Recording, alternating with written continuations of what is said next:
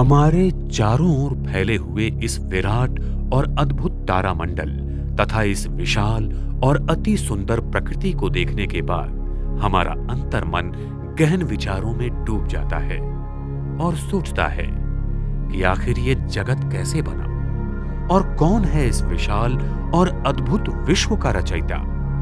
पुरातन काल से हम मानव उस अद्भुत सृष्टि रचयिता को मंदिर, मस्जिद, चर्च आदि में ढूंढ रहे हैं और उसकी इस अद्वितीय ब्रह्मांड की संरचना को जानने के लिए विज्ञान भी बहुत समय से गहन संशोधन कर रहा है।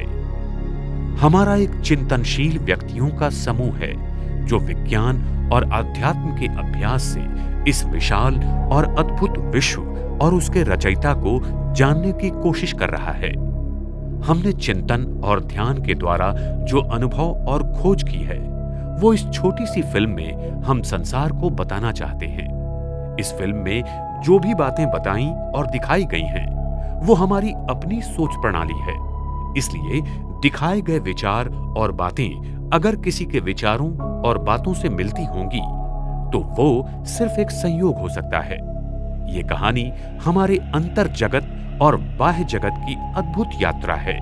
समय की कमी के कारण हर एक विषय को संक्षिप्त रूप में समझाया गया है।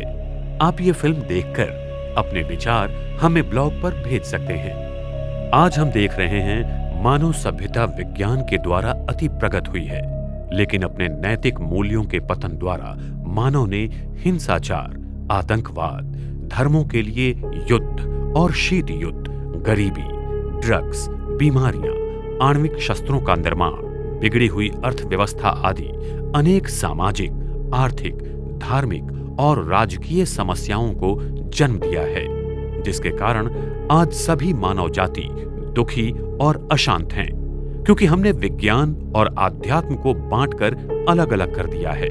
लेकिन वो तो एक ही सिक्के के दो पहलू हैं। सुप्रसिद्ध वैज्ञानिक निकोला टेस्ला ने कहा था कि जब विज्ञान पराभौतिक शक्तियों का अध्ययन करेगा तब वो कम समय में इतनी उन्नति करेगा जो अब तक अनेक शतकों में नहीं हुई है।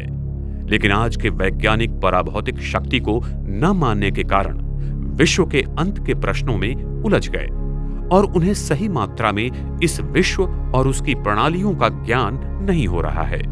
इसीलिए कहा जाता है कि परमात्मा के असली स्वरूप को न जानने के कारण आध्यात्म भटक गया और ईथर को न जानने के कारण विज्ञान भटक गया है।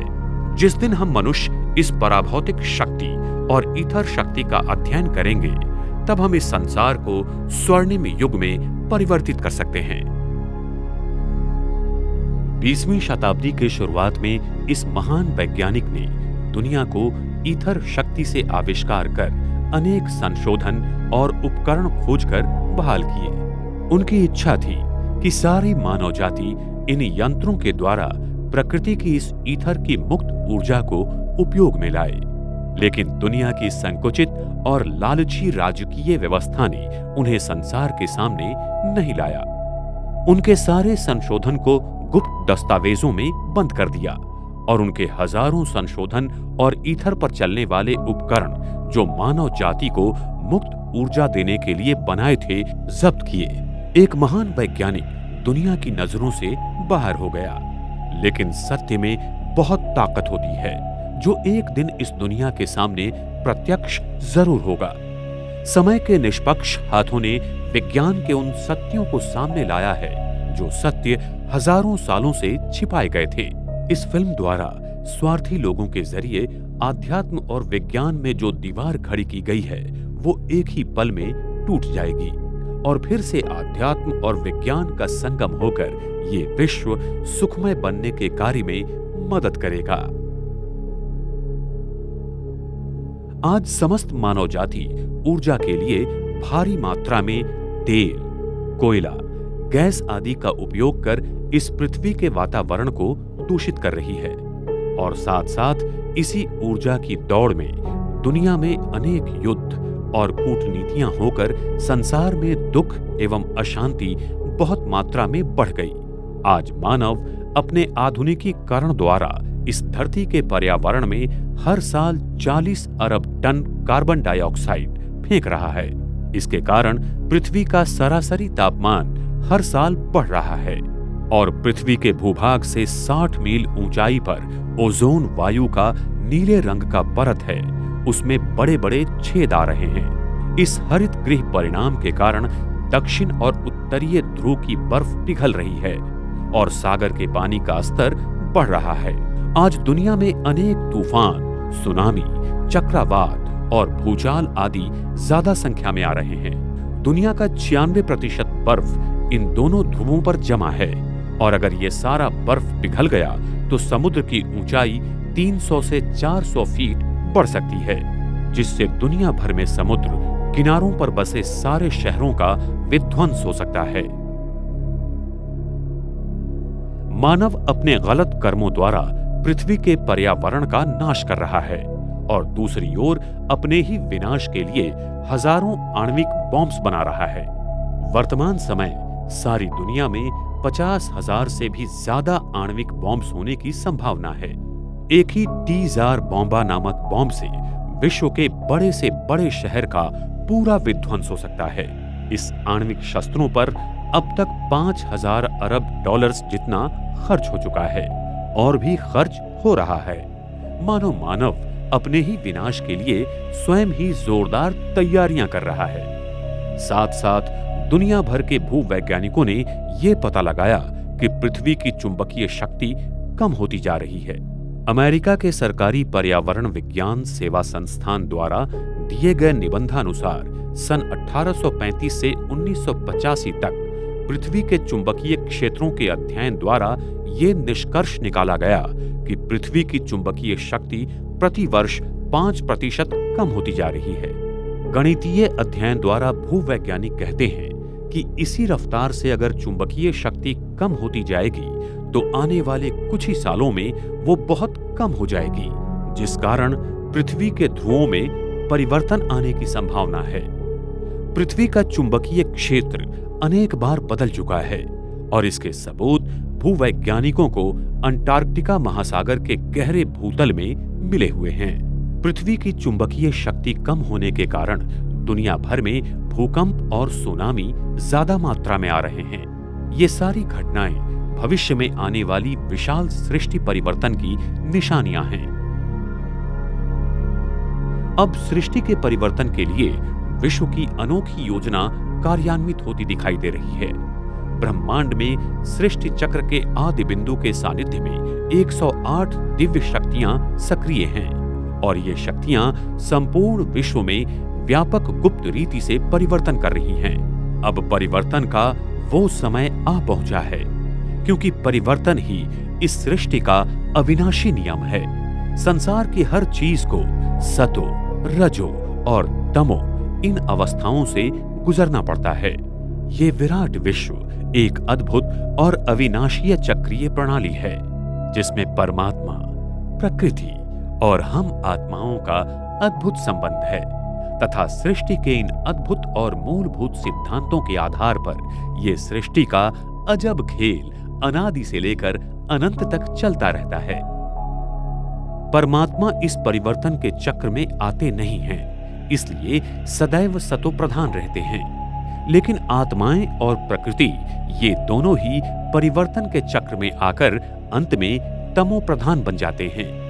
तब कलयुग के अंत में स्वयं परमात्मा इस सृष्टि पर आकर परिवर्तन की प्रक्रिया द्वारा आत्माओं और प्रकृति को फिर से सतो प्रधान बना देते हैं। विश्व की अनावश्यक ऊर्जा शून्य होने के बाद इस धरती पर स्वर्णिम युग की शुरुआत हो जाती है। सृष्टि परिवर्तन की ये प्रक्रिया कैसे होगी, यही बात हम आपको संक्षिप्त में बताना चाहते हैं। इस परिवर्तन की अद्भुत प्रक्रिया को जानने के लिए हमें स्वयं को जानना होगा कि हम कौन हैं, हम कहां से आए हैं, ईश्वर कौन है, वो कहां रहता है, इस ब्रह्मांड और पृथ्वी की रचना कैसी है, इसके रहस्यमय गणित और नियम क्या हैं, स्वर्णिम प्रकाशमान ईथर क्या है, एकात्मता दैवी भूमितीय क्षेत्र क्या है, सृष्टि चक्र क्या है, आदि आदि अनेक प्रश्नों के उत्तर हमें खोजने होंगे।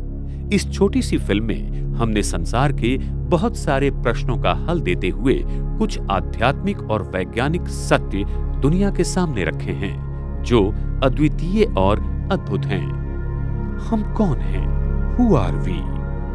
वास्तव में हम ये भौतिक शरीर नहीं हैं जो विनाशी है। हम एक अविनाशी प्रकाशमय आत्मा हैं जो अजर, अमर और अति सूक्ष्म है। हम आत्मा एक शरीर छोड़ते हैं तो उसे मृत्यु कहा जाता है और नव शरीर में प्रवेश करते हैं तो उसे जन्म कहा जाता है। हम आत्मा हमारी कुंडलिनी की ईथर शक्ति के माध्यम से इस शरीर के सभी 15 ट्रिलियन पेशियों को 7 ऊर्जा चक्रों द्वारा जागृत रखती हैं और मस्तिष्क के पीनियल ग्रंथि द्वारा 100 अरब चेतापेशी के जरिए शरीर को नियंत्रित करती हैं। जब हम आत्मा इस देह का त्याग करते हैं तब वही ईथर शक्ति जो हमारी आत्मिक शक्ति का मुख्य अंग है शरीर से हमारे साथ निकल जाती है और ये शरीर मृत हो जाता है। हम आत्माएं अपने पवित्रता की शक्ति द्वारा हमारे डीएनए पर प्रभाव डालते हैं और हमारे कर्मों के अनुसार हमारे डीएनए की संरचना होती है जिससे फिर हमारे शरीर का निर्माण होता है। इसीलिए जैसे हमारे पूर्व जन्म के कर्म होंगे वैसे ही हमारा शरीर और जन्म स्थान होता है। हम आत्माएं एक शरीर छोड़ दूसरा मानवीय शरीर ही लेती हैं, न कि कोई पशु की योनि में जाती हैं, क्योंकि मानव और पशुओं के डीएनए संपूर्णतः भिन्न हैं। प्रसिद्ध भौतिक वैज्ञानिक पेनरोज ने कहा है कि मानवीय चेतना ये क्वांटम गुरुत्वीय शक्ति है और ये मानवीय चेतना मस्तिष्क से नहीं बनती लेकिन क्वांटम गुरुत्वीय शक्ति की मूलभूत कंपन वृत्ति है। वैज्ञानिक पेनरोज और उनके सहयोगी वैज्ञानिक टॉमर ऑफ ने मानवीय चेतना को अति सूक्ष्म अवकाश की मूलभूत कंपन वृत्ति कहा है जो क्वांटम गुरुत्वीय शक्ति के द्वारा मानवीय मस्तिष्क पर कार्य करती है। आत्मा की सूक्ष्मता प्लैंक भूमिति 1.616 गुना 10⁻³ मीटर से भी अति सूक्ष्म है जिसकी ऊर्जा की तरंगें प्लैंक समय 5.39 गुना 10⁻44 सेकंड में होती है। मानवीय मस्तिष्क का न्यूरॉन्स ये मूलभूत कंपन को पकड़ लेता है और इसके साथ वार्तालाप करता है। इस अति सूक्ष्म आत्मा में जानकारी भंडारण करने की क्षमता 1.568 गुना 10 रेज़ 55 सेकंड है जो कि बहुत ही अद्भुत है। इतनी जानकारी भंडारण करने के लिए संगणक को 1.568 गुना 10 रेज़ 31 टेट्राबाइट इतनी हार्ड डिस्क्स लगेंगी।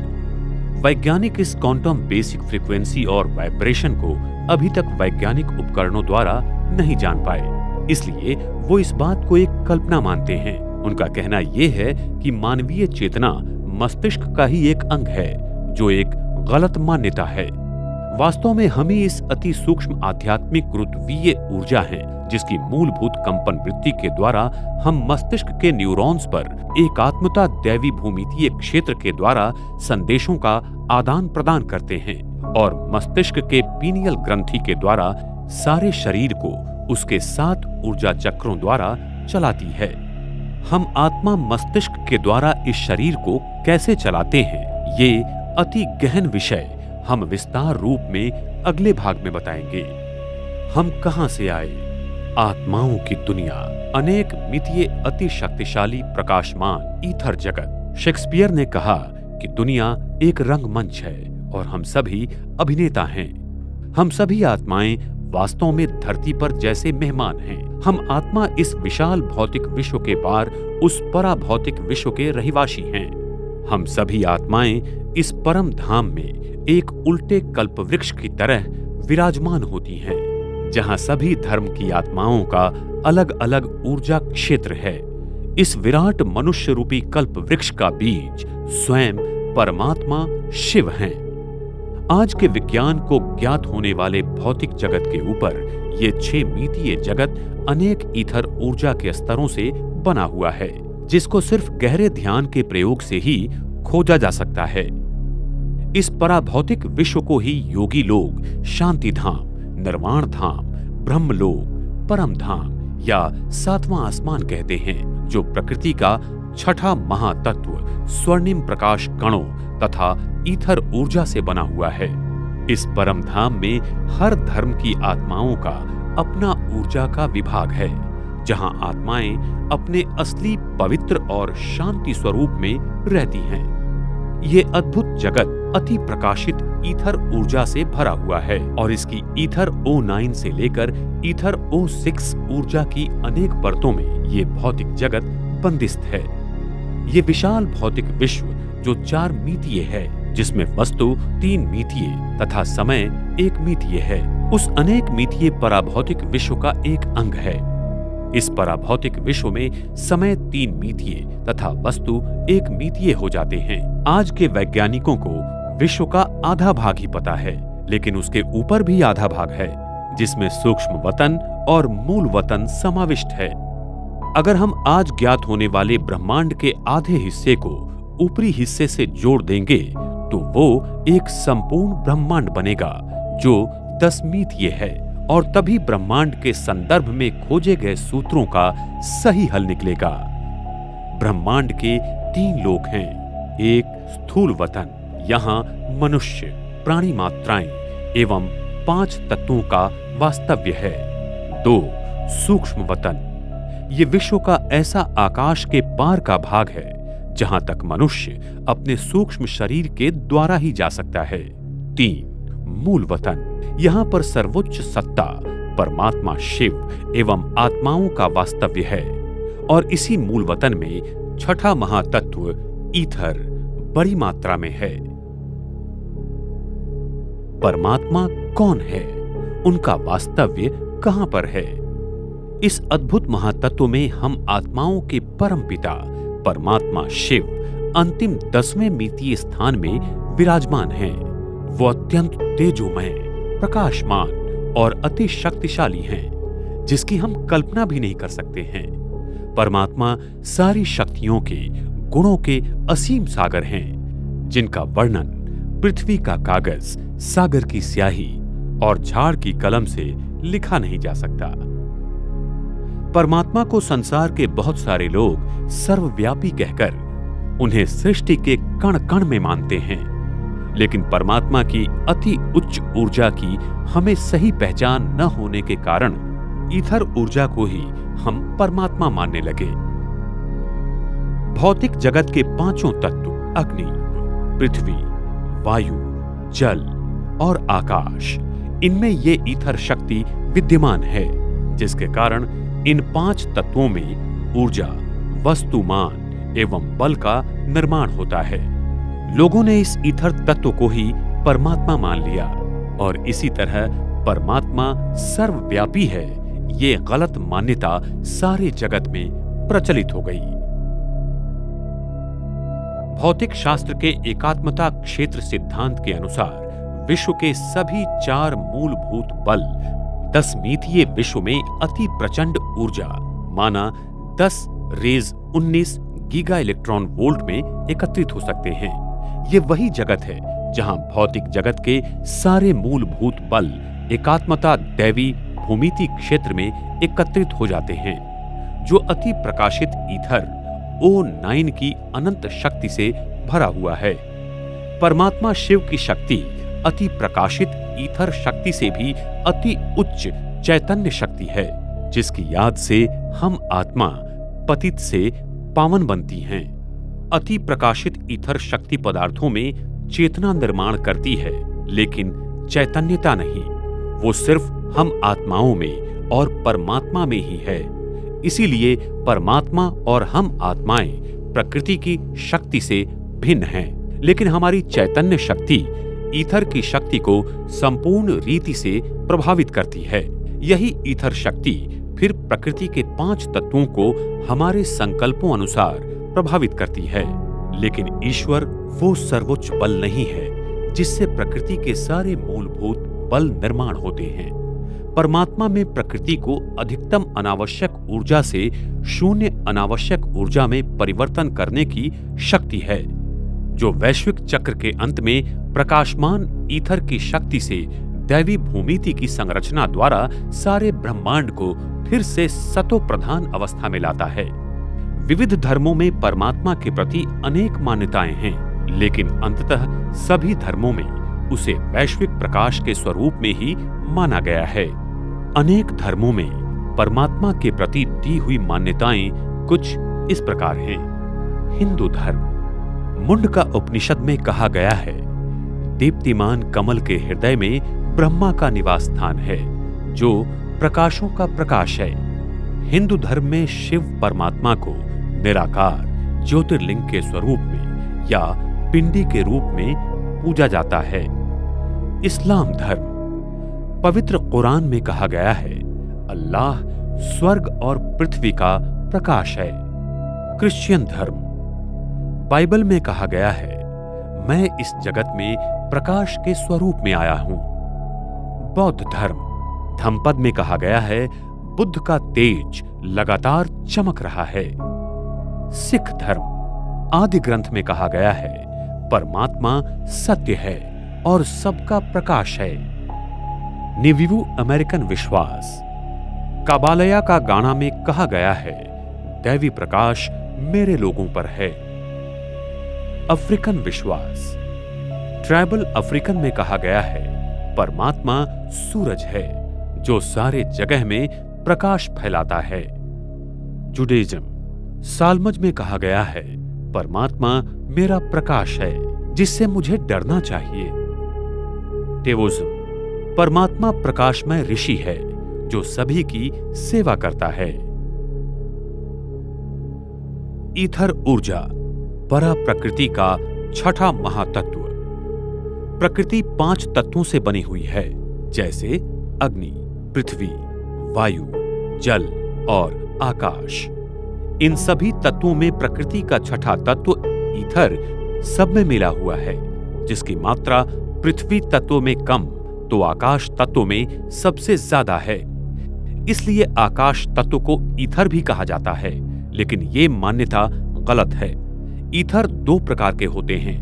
एक स्वयं प्रकाशित के स्वरूप में है, जो परम धाम का स्थायी स्वरूप है। दूसरा ईथर ऊर्जात्मक तत्व से बना हुआ है और इस जगत के 5 तत्वों में मिला हुआ है। इसी ईथर शक्ति को हम प्राण वायु, जीवन बल इत्यादि नामों से जानते हैं। द्वापर युग के आरंभ से करीब 2000 साल तक ये प्रकृति के सभी मूलभूत पदार्थ इस ईथर से बने हुए हैं। पहले ये मान्यता थी जो आज के वैज्ञानिक नहीं मानते हैं, लेकिन ईथर ही वो ऊर्जा व प्रकृति की शक्ति है जिससे सारा जगत चलायमान एवं गतिशील है। वास्तव में ईथर का स्वरूप अत्यंत सूक्ष्म है, जिसे प्लैंक मैक्स की भाषा में विश्व का अंतिम भूमितीय क्षेत्र कहा जाता है, जिसकी माप 10-35 मीटर की है। विज्ञान अब तक 10-20 मीटर तक का ही मापन उपकरणों द्वारा कर सकता है। उसके आगे इस अति सूक्ष्म तत्व को विज्ञान नहीं समझ सकता, इसलिए उसे कल्पना मानते हैं, और यही विज्ञान की सबसे बड़ी भूल है। ईथर को विज्ञान की भाषा में पुंजीय निर्वात ऊर्जा कहते हैं, जिसकी घनता 1 क्यूबिक सेंटीमीटर में 5.16 गुना 10⁻93 ग्राम क्यूबिक सेंटीमीटर है। अगर हम इस ब्रह्मांड की सारी आकाश गंगाएं, तारामंडल और ग्रहों आदि को अगर 1 क्यूबिक सेंटीमीटर में भर देंगे तो इसकी घनता 5.16 गुना 10⁻55 ग्राम क्यूबिक सेंटीमीटर तक हो जाती है। इसका मतलब 1 क्यूबिक सेंटीमीटर के ईथर में सारे ब्रह्मांड के दृश्य पदार्थों से भी अधिक 10 गुना 38 शून्य जितनी ऊर्जा विद्यमान है, जो अति भव्य और अति शक्तिशाली है। 1 क्यूबिक सेंटीमीटर की ईथर में इतनी शक्ति है जिससे हम पृथ्वी पर फैले विशाल सागर के पानी का वाष्पीकरण कर सकते हैं। आप कल्पना कीजिए कि सारे विद्यमान जगत में ईथर की शक्ति कितने असीम स्वरूप में फैली हुई है। वो शक्ति अनंत ही है। तो जिस ईथर शक्ति से सारा ब्रह्मांड चलता है, वही शक्ति या बल इन 5 तत्वों में समाई हुई है। उसे विज्ञान ने नहीं मानने के कारण उन्हें भौतिक क्षेत्र के एकात्मता सिद्धांत के समीकरण सूत्र नहीं मिल रहे हैं। बिना ईथर के अस्तित्व के विज्ञान सृष्टि के अद्भुत रहस्यों को तथा एकात्मता सिद्धांत को नहीं खोज सकता। यही ईथर प्रकृति के तत्वों के साथ एक एकात्म भूमितीय क्षेत्र के माध्यम से काम करता है, न कि एकात्म क्षेत्र के समीकरणों में। प्रकृति का गणित भूमिति में है, न कि बीज गणित में। ईथर को दैवी भूमिति की माध्यम से जाना जा सकता है, जिसकी खोज द्वापर युग के आरंभ में हुई थी और अनेक प्राचीन सभ्यताओं ने इसका उपयोग कर अनेक अद्भुत वास्तुशिल्पों का निर्माण किया था, जैसे इजिप्ट के पिरामिड्स, ईस्टर आइलैंड, माया संस्कृति के पिरामिड्स आदि आदि। उन्हें पता था कि पृथ्वी की ईथर को ग्रहण करने की क्षमता कम हो रही है, इसलिए उन्होंने पृथ्वी के ले लाइन पर इन पिरामिड्स, मंदिरों आदि ईथर ऊर्जा को खींचने वाली वास्तुशिल्पों का निर्माण किया था, जिससे पृथ्वी को वो ईथर शक्ति मिल सके। लेकिन समय के साथ साथ पृथ्वी के केंद्रीय गाभा को वो शक्ति कम मिलती गई और आज पृथ्वी का केंद्र बहुत ही कम मात्रा में ईथर शक्ति को ग्रहण कर पा रहा है, जिस कारण पृथ्वी पर बहुत प्रकार की प्राकृतिक आपदाएं आ रही हैं और समय प्रति समय इसमें बढ़ोतरी हो रही है। हम आत्माओं की मानसिकता व संकल्प शक्ति, जिसे चेतना क्षेत्र भी कह सकते हैं, वो ईथर की भूमितीय क्षेत्र पर पूर्णतः प्रभाव डालता है। अगर हमारे संकल्प शुद्ध तथा सात्विक हैं, तो ईथर के द्वारा 5 तत्वों की प्रकृति भी सात्विक और शुद्ध हो जाएगी। अगर हमारे संकल्प अशुद्ध या तामसी हैं, तो आज हम दुनिया का जो हाल है वो देख ही रहे हैं। वास्तव में हम मनुष्यों के संकल्प एवं विचार ही पृथ्वी का चुंबकीय क्षेत्र बनाते हैं और बिगाड़ते भी हैं, जिसका उदाहरण हम 9/11 का देते हैं। उस दुखद घटना के समय वैज्ञानिकों को पृथ्वी के चुंबकीय क्षेत्र में भारी बदलाव नजर आए थे और उन्हें बहुत आश्चर्य हुआ कि ये कैसे हुआ। लेकिन जब सभी मनुष्य एक ही संकल्प करते हैं, तो उसकी प्रतिध्वनि आवृत्ति पृथ्वी के चुंबकीय क्षेत्र को बदल देती है। दुनिया भर के बहुत सारे लोगों ने इस घटना के प्रति एक ही समय पर दुख व्यक्त किया और इसी समय पर ग्लोबल कोहेरेंस नेटवर्क द्वारा पाए गए जानकारी में ग्लोबल रेजोनेंस परिणाम पाया गया। प्रसिद्ध वैज्ञानिक निकोला टेस्ला ने कहा था कि पृथ्वी की कंपन आवृत्ति 6 से 8 हर्ट्ज के बीच में है, जो कि हमारे हृदय के कंपन आवृत्ति के समान है। इसलिए मानव का जागृत क्षेत्र ईथर शक्ति पर बहुत गहरा प्रभाव डालता है। यह अति सूक्ष्म ईथर हम मनुष्य आत्मा की चेतना से अव्यक्त दैवी भूमितीय क्षेत्र के द्वारा जुड़ा हुआ है, जिसकी खोज आज तक नहीं हुई है। जिस दिन हम इस अति सूक्ष्म क्षेत्र की खोज करेंगे, उस दिन हम ब्रह्मांड के सारे रहस्य को जान पाएंगे। प्रकृति में ईथर 4 स्वरूप में 5 तत्वों पर कार्य करता है, जिससे सारा ब्रह्मांड और सजीव सृष्टि कार्यरत है। 1. सौम्य ऊर्जा ईथर, जिसका स्वरूप रेडियल एक्सपेंसिव सेंट्रीफ्यूगल के रूप में है, जो प्रकंपनों की जैविक बलों को एकत्रित करता है, जिससे पृथ्वी जैविक जीवों का निर्माण करती है। 2. प्रकाशमय ईथर, इसका स्वरूप भी रेडियल एक्सपेंसिव सेंट्रीफ्यूगल के रूप में है, जो प्रकृति के पदार्थों को दृश्यमान बनाता है। ये पशु पक्षी और मानव में देखने की क्षमता का निर्माण करता है। प्रकृति के प्रकाश कणों की गति और ऊर्जा को ये नियंत्रित करता है। 3. रासायनिक ईथर, इसका स्वरूप सक्शनल कॉन्ट्रैक्टिव सेंट्रीपीटल का है, जो प्रकृति की सभी क्रिया प्रक्रियाओं की संरचना में सुसंगति लाता है। 4. जीवन ईथर, इसका स्वरूप भी सक्शनल कॉन्ट्रैक्टिव सेंट्रीपीटल जैसा है और वो वस्तु के ऊर्जा और उसके आसपास के अवकाश को एकत्रित करता है। प्रकृति के 5 ही तत्वों की शक्ति का 7 रूपों में ऊर्जाकरण बिखरा हुआ होता है। जैसे विद्युत चुंबकीय शक्ति का ऊर्जाकरण प्रकृति में गामा किरणों से लेकर रेडियो वेव तक दिखाई देता है। प्रकृति के 4 मूलभूत बल हैं, जैसे गुरुत्वीय बल, अणु का तीव्र बल, दुर्बल बल और विद्युत चुंबकीय बल आदि ईथर के इन्हीं चारों ऊर्जा स्वरूपों का परिणाम है। ईथर की शक्ति से हम प्रतिगुरुत्वीय क्षेत्र का भी निर्माण कर सकते हैं, जिससे हम पृथ्वी के ऊपर और इस धरती पर कहीं भी बिना ईंधन के घूम सकते हैं। यही ईथर सारे ब्रह्मांड में 99.99% व्यापक है। सारे दृश्यमय वस्तुमान इस ब्रह्मांड में सिर्फ 0.01% है जो हमें इन नेत्रों से दिखाई देता है।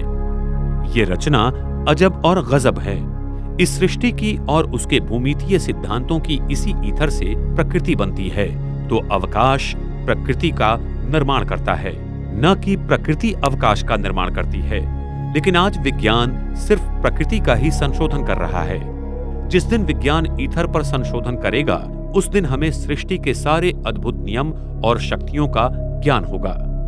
एकात्मता दैवी भूमितीय क्षेत्र।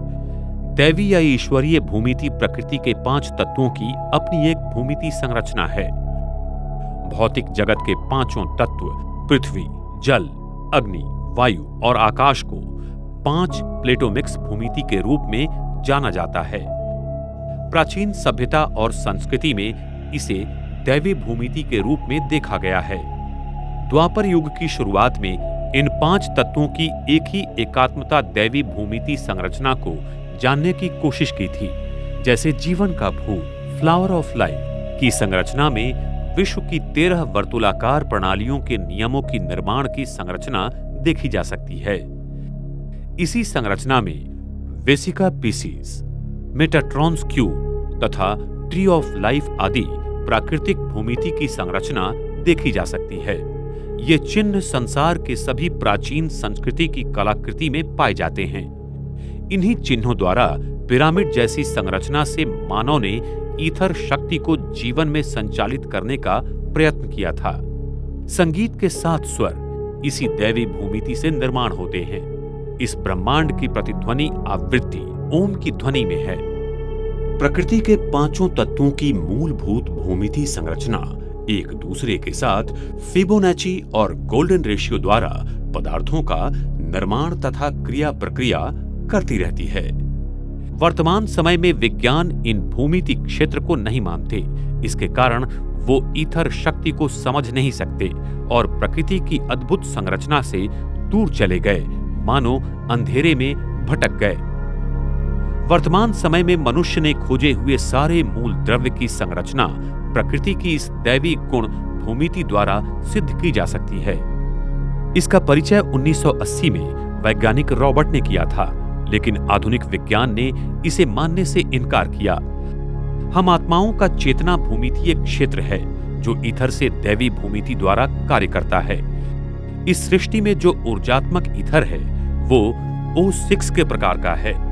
परम धाम में जो ऊर्जाशील ईथर है वो स्वयं प्रकाशित ईथर है जो O9 के प्रकार का है, जिसकी दैवी भूमिति संरचना अत्यंत महीन और अति शक्तिशाली है। सृष्टि की ये अति सूक्ष्मता अति भव्य और अद्भुत है। ये विराट विश्व, परमात्मा, हम आत्माएं और प्रकृति की अद्भुत कार्यप्रणाली एक ही अद्वितीय दैवी भूमिति द्वारा कैसे कार्य करती है और ये अद्भुत अनादि खेल आदि से अंत तक कैसे चलता रहता है, इस रहस्य को हम अगली बार विस्तार से जानेंगे। ब्रह्मांड की संरचना। प्रसिद्ध वैज्ञानिक निकोला टेस्ला ने कहा है कि अगर आप विश्व को जानना चाहते हो तो ऊर्जा, आवृत्ति और कंपन के बारे में सोचो। इस विशाल भौतिक विश्व के पार पराभौमिक विश्व जो प्रकृति का 6ठा महातत्व स्वर्णिम प्रकाश कणों तथा ईथर ऊर्जा से बना हुआ है। इस 6ठे महातत्व या पराभौतिक जगत को विज्ञान की भाषा में प्रति तत्व कहते हैं और ये अद्भुत महातत्व इस विराट भौतिक विश्व को इस शुभ्र विवर द्वारा जोड़ा हुआ है। ये शुभ्र विवर इस अद्भुत और अति शक्तिशाली विश्व का द्वार है जिसमें सारे ब्रह्मांड को घुमाने की विराट शक्ति है। ये शुभ्र विवर इस सारे ब्रह्मांड का गुरुत्वीय केंद्र है जिसकी ईथर ऊर्जा से ये विद्यमान ब्रह्मांड चक्रीय गति में निरंतर घूमता रहता है। अभी इसकी गति घड़ी की दिशा में है। पृथ्वी के ऊपर बने कृष्ण विवर के कारण हम हर रात सारे तारामंडल को घड़ी की विरुद्ध दिशा गति में घूमते हुए देखते हैं। सारे ग्रह तारामंडल पृथ्वी के ऊपर एक दिन में निरंतर परिक्रमा करते रहते हैं। हम आत्मा कुंडलिनी शक्ति के माध्यम से इस शरीर को 7 चक्रों द्वारा चलाती हैं। इसी प्रकार से इस पृथ्वी के 13 चक्रीय ऊर्जा केंद्र है, जहां से पृथ्वी के चुंबकीय केंद्रीय गाभा में ईथर ऊर्जा का प्रवाह होता है और पृथ्वी की इस चुंबकीय शक्ति का प्रभाव सारे प्राणी मात्राओं एवं प्रकृति के 5 तत्वों पर पड़ता रहता है। इसीलिए पृथ्वी की चुंबकीय शक्ति में होने वाली नैसर्गिक आपत्ति का ज्ञान प्राणी मात्राओं को पहले से ही हो जाता है। सारे ब्रह्मांड के 108 ऊर्जा केंद्र बिंदु हैं, जो ध्रुवीय तारा के साथ साथ जुड़े हुए हैं, जिससे सारी ईथर ऊर्जा ब्रह्मांड की तारा मंडलों को मिलती रहती है और वो कार्यरत रहते हैं। ब्रह्मांड के हर तारों का ध्रुवीय तारा के साथ सूक्ष्म संबंध होता है और शुभ्र विवर से ध्रुवीय तारा को शक्ति मिलती है, जिससे ये सारा तारामंडल पृथ्वी पर निरंतर घूमता रहता है। ये विश्व गोडल विश्व की तरह है, जिसमें हर कण एक पूरे समय का चक्र लगाकर अपने पूर्व स्थान पर आ जाता है। पृथ्वी के ऊपर घूमता हुआ आकाश तत्व ये सारा ब्रह्मांड चक्रीय गोडल विश्व की तरह है और जिसमें गुरुत्वीय शक्ति और शक्तिपुंज सूक्ष्म रूप में एकत्रित बंधायमान होकर चलते रहते हैं। प्रकृति की ये संरचना अत्यंत जटिल और अद्भुत है। ये चक्रीय गोडल आइंस्टाइन के क्षेत्रीय समीकरणों का एक अनुकूल उत्तर है। इस चक्रीय गोडल विश्व के द्वारा विद्यमान भौतिक जगत के बहुत सारे प्रश्नों के हल मिल जाते हैं, जैसे कि sun corona, sun neutrino problem, EPR paradox, wave function problem आदि आदि अनेक प्रश्नों के उत्तर मिल जाते हैं। अगर वैज्ञानिक विश्व के इस संरचना को जान लेंगे तो सृष्टि के सारे रहस्य खुल सकते हैं और इस अद्भुत संरचना का ज्ञान प्राप्त हो सकता है। इस 4 मितीय विश्व के पार 5 से 10 मितीय विश्व के ऊर्जाओं का शक्तिशाली आवरण है, जिसमें ये विद्यमान जगत बंदिस्त है। 5 मितीय जगत से लेकर 10 मितीय विश्व तक पराशक्ति ईथर ऊर्जा की अद्भुत शक्तिमय संरचना है और इस अनेक मितीय विश्व को शुभ्र विवर के द्वारा इस 4 मितीय विश्व से जोड़ा गया है। परमात्मा 10 मितीय विश्व में अति प्रचंड ऊर्जा के रूप में विराजमान रहते हैं। ये जगत का सच्चा स्वरूप क्वांटम गुरुत्वीय चक्रीय गोडल विश्व में है, जिसको ईथर ऊर्जा सदा चक्रीय गति से घुमाती रहती है। इसलिए सृष्टि के हर भूमितीय संरचना में इसका स्वरूप पाया जाता है और यही सृष्टि की एकात्मता दैवी भूमितीय क्षेत्र है, जिससे प्रकृति का हर कण जुड़ा हुआ है। वैज्ञानिक प्रकृति के इस दैवी भूमिति को नहीं मानते, इसलिए प्रकृति की रचना को देखकर अत्यंत दंग रह जाते हैं और सोचते हैं कि ये कैसे बना है। इस सृष्टि की रचना 5 तत्व तथा 5 मूलभूत बलों से हुई है। 5 तत्व मुख्यतः पृथ्वी, जल, अग्नि, वायु और आकाश, और मुख्य बल है गुरुत्वीय बल, विद्युत चुंबकीय बल, अणु के क्षीण बल तथा तीव्र बल और अंत में ईथर बल। वर्तमान समय में वैज्ञानिक सृष्टि के अणु, रेणु और इसके भी अति सूक्ष्म कणों की रचना और उनके बलों की कार्यप्रणाली पर संशोधन कर रहे हैं। आज कणीय भौतिक शास्त्र के द्वारा वैज्ञानिक मूलभूत कणों की संरचना के माध्यम द्वारा इस विश्व की एकात्मता क्षेत्र सिद्धांत को ढूंढ रहे हैं। उन्हें लगता है कि शायद इन सभी कणों का कोई मूलभूत कण होगा या इन वैश्विक बलों का भी कोई एक सर्वोच्च बल होगा। अगर हम विश्व की इस एकात्मता क्षेत्र सिद्धांत के गणित समीकरणों को जान लेंगे तो विश्व का आदि, मध्य, अंत या उसके ऊपर नियंत्रण किया जा सकता है। इसी उद्देश्य से महान वैज्ञानिक अल्बर्ट आइंस्टाइन ने 30 साल तक इसी सिद्धांत पर संशोधन किया और आज दुनिया भर के वैज्ञानिक पिछले 60-70 साल से इसी भौतिकी सिद्धांत पर कार्य कर रहे हैं। वैज्ञानिक मुख्य भूल ये कर रहे हैं कि वो सृष्टि के मूलभूत कणों का वर्गीकरण 5 तत्वों के रूपों में नहीं कर रहे हैं और इन्हीं 5 तत्वों के कणों में अद्भुत भौतिक संरचना बनी हुई है। उन सभी संरचना की एक एकात्मता दैवी भूमितीय क्षेत्र है जो सारे कणों को व तत्वों को जोड़कर रखता है, जिससे ये सारा ब्रह्मांड चलता रहता है। वैज्ञानिक इस एकात्मता दैवी भूमितीय क्षेत्र को मानते नहीं, इसलिए वो सृष्टि के इस अद्भुत एकात्मता दैवी भूमितीय क्षेत्र सिद्धांत को खोज नहीं पा रहे हैं। वास्तव में कोई एक मूलभूत कण नहीं है, वह कोई एक मूलभूत बल नहीं है। इस ब्रह्मांड का एकात्म भूमिति क्षेत्र ईथर के आकार के कणों में सजा जाता है। इसी भूमिति क्षेत्र में विश्व के सारे कणों और बलों की एक अद्भुत संरचना छिपी हुई है और उन्हीं संरचना के गणितीय सिद्धांतों पर यह विद्यमान जगत कार्यरत रहता है।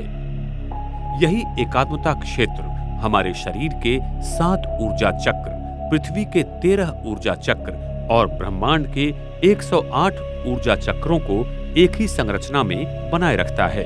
और जब जब ये संरचना बिगड़ जाती है, उसमें अनावश्यक ऊर्जा बढ़ने लगती है, तब स्वयं परमात्मा अपनी इस ध्रुवीय ईथर शक्ति से सारे ब्रह्मांड को फिर से नए में परिवर्तित कर देता है। पृथ्वी की संरचना। यह विराट पृथ्वी अपने आप में एक असीम शक्तियों का और रहस्यों का भंडार है। वास्तव में हमारी ये विशाल पृथ्वी गोल नहीं, बल्कि एक चक्ति की तरह स्थिर है और उस पर यह सारा ब्रह्मांड उस शुभ्र विवर के शक्ति द्वारा एक जालीय पिंजरे की तरह निरंतर चक्रीय दिशा में घूमता रहता है। आकाश में हमें जो ध्रुवीय तारा दिखाई देता है और जो सदैव स्थिर है, सारा ब्रह्मांड उसके चारों ओर चक्रीय दिशा में घूमता हुआ नजर आता है। यह ध्रुवीय तारा परमधाम की स्वर्णिम ईथर ऊर्जा से भरा हुआ है और शुभ्र विवर से जुड़ा हुआ है, जिसका ब्रह्मांड के हर तारों के साथ सूक्ष्म संबंध है।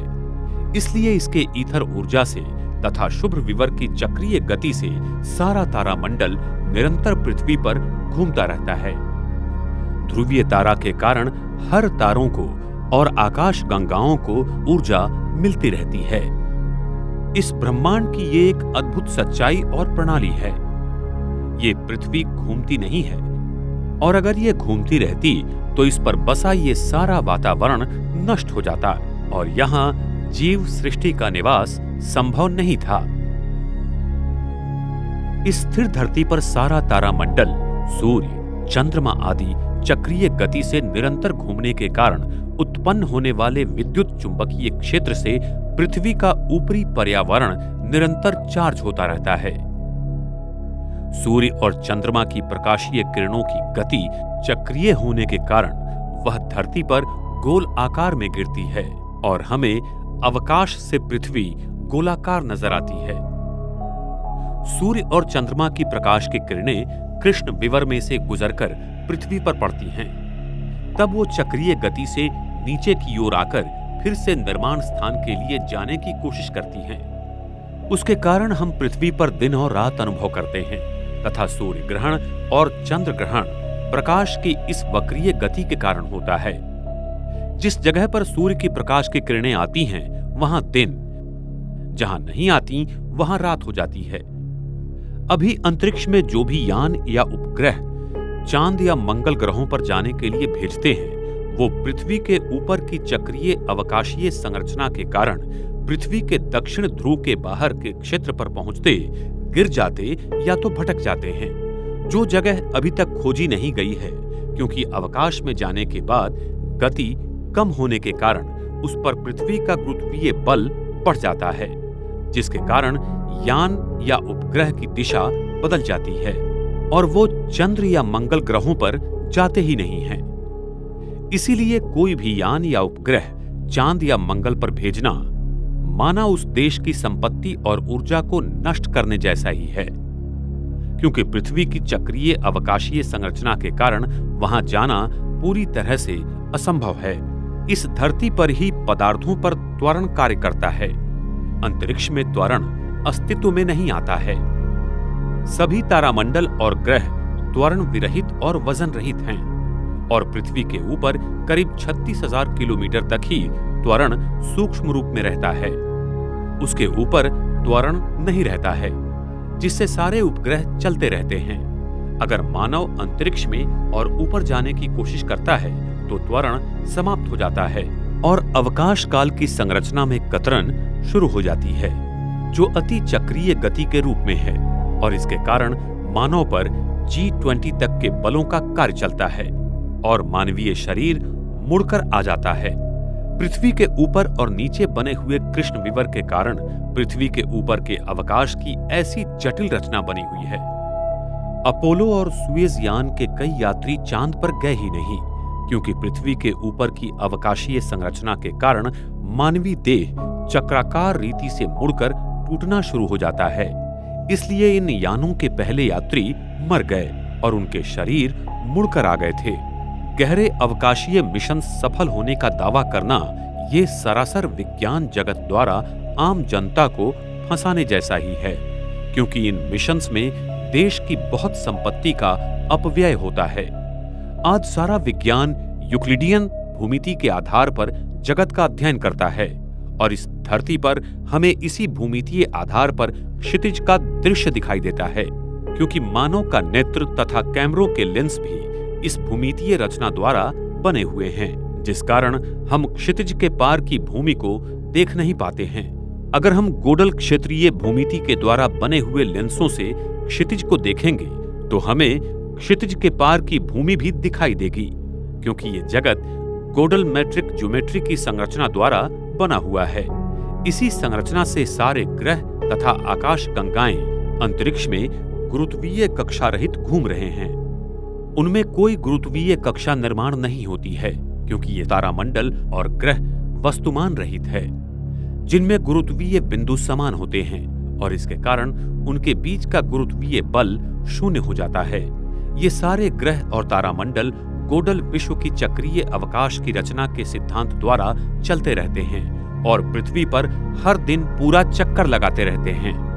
ये पृथ्वी घूमती नहीं है, इसके बहुत वैज्ञानिक प्रमाण हैं, जैसे कि संदर्भ परिवहन, गुरुत्वीय लहरों का आकलन और अदृश्य पदार्थों की खोज। प्रयोगों के निष्कर्ष में कुछ भी प्रमाण न मिलने के कारण ये सिद्ध होता है कि ये पृथ्वी घूमती नहीं बल्कि स्थिर है और ये आकाश तत्व इसके ऊपर पूरब से पश्चिम दिशा की ओर निरंतर घूमता रहता है। जब हम अवकाश से पृथ्वी की तरफ देखते हैं तब प्रकाश की किरणों की चक्रीय गति और पृथ्वी के ऊपर के अवकाश की चक्रीय भौगोलिक रचना के कारण हमें अपने चक्षु तथा कैमरे की लेंसों द्वारा वो गोल नजर आती है। हमारे चक्षु तथा कैमरे के लेंस भी वही वक्र होने के कारण दूर की किरणें हमें गोलाकार नजर आती हैं, जिससे भूमंडल हमें गोलाकार भागों में महसूस होता है। पृथ्वी का चुंबकीय केंद्रीय गाभा इस पृथ्वी का हृदय है। सतयुग के आदि में पृथ्वी के केंद्रीय गाभा में पारा की मात्रा बहुत थी और पारा से गाभा चारों बाजू से पूरी तरह भरा हुआ था। ये पारा ईथर शक्ति को खींचता है और पृथ्वी के केंद्र को चार्ज करता रहता है, जिससे पृथ्वी के चुंबकीय शक्ति का निर्माण होता है।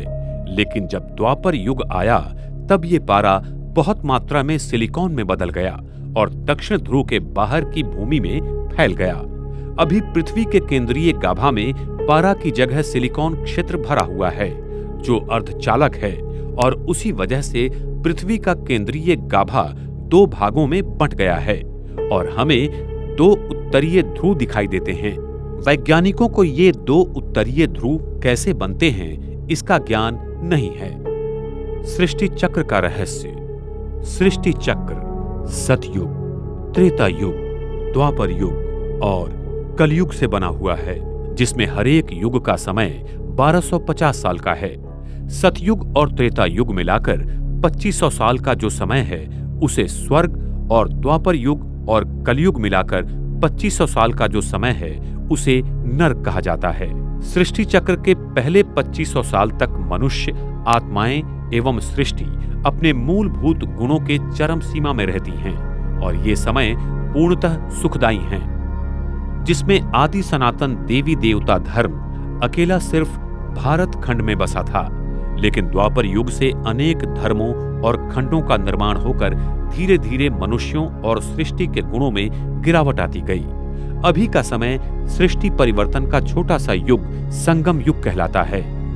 इसी संगम युग में स्वयं परमात्मा भारत भूमि पर माउंट आबू में आकर मनुष्य तन ब्रह्मा का आधार लेकर इस सृष्टि का परिवर्तन कलयुग से सतयुग में करते हैं और अभी ये कल्याणकारी संगम युग भी पूरा हो रहा है।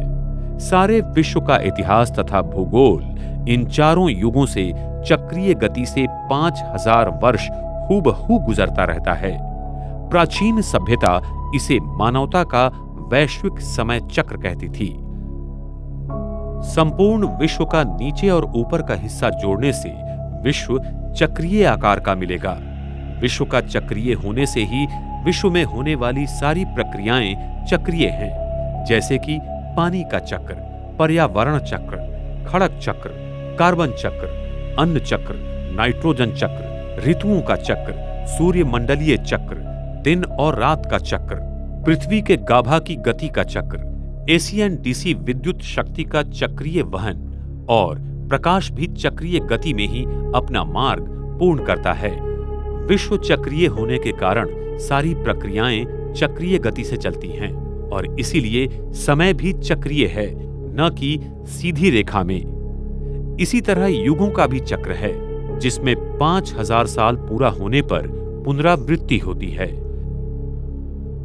ये विराट सृष्टि चक्र परमात्मा, आत्माएं और 5 तत्वों की प्रकृति से बना हुआ है और ये तीनों इस विश्व में ऊर्जा के रूप में विद्यमान हैं। थर्मोडायनामिक्स के पहले नियम के अनुसार संपूर्ण विश्व अगर ऊर्जा से बना हुआ है तो इस विश्व का न तो कभी निर्माण हुआ और न ही कभी नष्ट होगा, सिर्फ इसमें परिवर्तन आएगा। इस विश्व के निर्माण के बारे में डार्विन का सजीव उत्क्रांति का सिद्धांत एवं बिग बैंग सिद्धांत सरासर झूठ है, क्योंकि ये थर्मोडायनामिक पहले नियम के विरुद्ध है और आज तक थर्मोडायनामिक्स के नियमों को कोई भी परिवर्तन नहीं कर पाया और इन नियमों को विश्व भर में माना गया है। तो आइए जानेंगे कि सजीव या विश्व उत्पत्ति के सिद्धांतों की क्या मर्यादाएं हैं। 1. डार्विन का सजीव उत्क्रांति सिद्धांत। दुनिया की कुछ बातें ये पूरी तरह से सिद्ध करती हैं कि डार्विन का सजीव उत्क्रांति का सिद्धांत संपूर्णतः गलत है। जैसे बंदर या गोरिल्ला प्राणियों के डीएनए अगर मनुष्य से तुलना की जाए तो दोनों के डीएनए में 98% का फर्क है। तो इससे यह सिद्ध होता है कि मनुष्य की निर्मित ना तो बंदर या गोरिल्ला से हुई, नहीं तो संसार में कोई भी बंदर या गोरिल्ला न रहता, सभी मनुष्यों में परिवर्तित हो जाते। डार्विन के सिद्धांत को सिद्ध करने वाला गणितीय विश्लेषण कहीं भी मिलता नहीं। डार्विन के सिद्धांत में जीन्स के बारे में कुछ भी लिखा नहीं है जो कि इसे सिद्ध कर पाए। डार्विन अपने जीवन की अंतिम यात्रा के दिनों में ये कबूल करते हैं कि अभी तक के दस्तावेज में ये नहीं पाया गया है कि कोई भी जीव दूसरे जीव में परिवर्तित हुआ है। हम ये नहीं सिद्ध कर सकते कि एक भी जीव दूसरे जीव में परिवर्तित हो सकता है। संदर्भ my life and letters volume 1 page 210। 2. Big bang theory की मर्यादाएं। ये बिग बैंग थ्योरी की मर्यादाएं थर्मोडायनामिक्स के प्रथम नियम के विपरीत है। जैसे कि ऊर्जा का ना तो निर्माण होता है और ना ही ऊर्जा नष्ट होती है, लेकिन इसमें कॉस्मिक अंडे से सभी ग्रह तारों का निर्माण दिखाया गया है। ए. सिद्धांत के अनुसार मूल द्रव्यों का भारी मात्रा में नहीं मिलना। बी. विश्व का आकारमान काफी बड़ा है, जो इस सिद्धांत के समय अनुसार संभव नहीं है। सी. विश्व की आकाश गंगाओं की गति में अभी जो बदलाव नजर आते हैं उनका ये सिद्धांत विश्लेषण नहीं दे पाता। डी. विश्व में फैला हुआ 96% डार्क मैटर, इसका विश्लेषण भी ये सिद्धांत नहीं दे पाता है। ई. विश्व का उसकी घनतानुसार फैलना और मोनोपोल का विश्लेषण ये सिद्धांत नहीं दे पाता है। विश्व की आयु। विश्व की आयु मुख्यतः कार्बन डेटिंग पद्धति से तय की जाती है। इस पद्धति में बहुत सारी त्रुटियां हैं, जिसके कारण आज विश्व की आयु लाखों एवं करोड़ों साल मानी गई है। कार्बन डेटिंग पद्धति की मर्यादाएं। कार्बन डेटिंग पद्धति की मर्यादाओं के कारण इस पद्धति में पदार्थों की उम्र में त्रुटियां पाई जाती हैं। भूतकाल कार्बन का व्यय होने के प्रमाण में बदलाव होता है, इसलिए इस पद्धति में गलत परिणाम पाए जाते हैं। इस पद्धति में दिए हुए नमूनों में डॉटर प्रोडक्ट्स होने की बहुत ही सहज संभावना रहती है। भूतकाल में पर्यावरण के बदलाव के कारण भी गलत परिणाम मिलते हैं। अति उच्च ऊर्जा कण, किरणोत्सारी खनिज और रसायन अगर इस नमूने के सानिध्य में आए तो कार्बन व्यय प्रमाण में बहुत बड़े बदलाव आते हैं। इस पद्धति में ऐसे माना जाता है कि नमूने का अंत का पदार्थ शीशा है, लेकिन उसमें यूरेनियम या थोरियम मिश्रित स्वरूप पाए जाते हैं। शीशा रेशियो की तुलना में त्रुटियां होने के कारण नमूने की सही उम्र मिलना संभव नहीं है। पृथ्वी के वैन एलन बेल्ट में चुंबकीय क्षेत्रों के बदलाव से भी व्यय प्रमाण में बदलाव पाए जाते हैं। यूरेनियम, थोरियम और कार्बन डेटिंग पद्धति द्वारा एक ही नमूने के परिणाम में अलग अलग आयु पाई जाती है। दुनिया भर के वैज्ञानिक प्रात्यक्षिकों में ये पद्धति को गलत पाया गया है। इस विश्व की आयु हजारों न कि लाखों या करोड़ों साल है। इसके प्रमाण पृथ्वी के विद्युत चुंबकीय क्षेत्र का पूरा आयुर्मान 5000 साल है। शीशा से यूरेनियम में रूपांतरण करीबन 5000 साल में होता है। वैश्विक बाढ़ 5000 साल पहले हुआ था। हमारे पास इतिहास सिर्फ 5000 साल का ही मौजूद है। समुद्र में न तो भारी मात्रा में कीचड़ न ही सोडियम पाया गया है। जीवाश्म रेडियोधर्मिता के द्वारा भूशास्त्रीय आयुर्मान को कुछ ही सालों का पाया गया है। जब सृष्टि में मनुष्यों एवं प्रकृति के पांचों तत्वों के गुणों का पतन होता है तो हर 5000 साल के बाद विश्व का परिवर्तन होता है। इसीलिए विश्व की आयु सिर्फ 5000 साल ही है, न कि लाखों करोड़ों साल। सारे विश्व का इतिहास तथा भूगोल इन चारों युगों से चक्रीय गति से 5000 वर्ष हूबहू गुजरता रहता है।